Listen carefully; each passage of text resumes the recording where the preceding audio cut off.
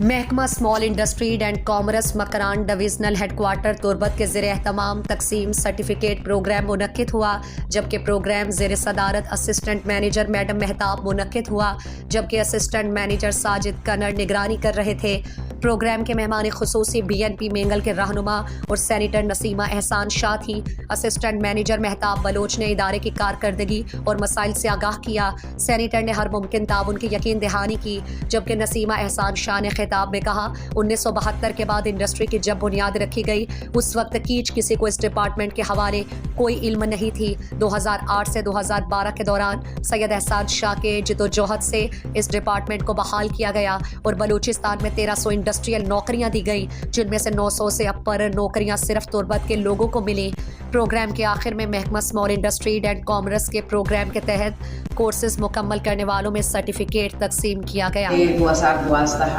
industry بیسرا مسلسل نواد ہفتہ کے یہ بنیاد ہوتا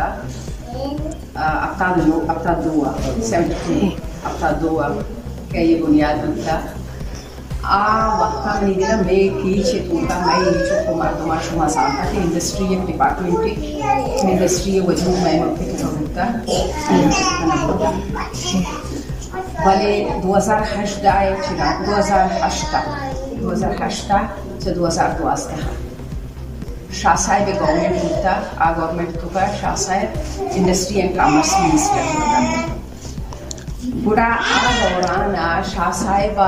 تقریباً 13 چی گیشتر بلوچستان توکا انڈسٹری توکا ملازم 13 چی گیشتر بزا میں جاب آتا ہے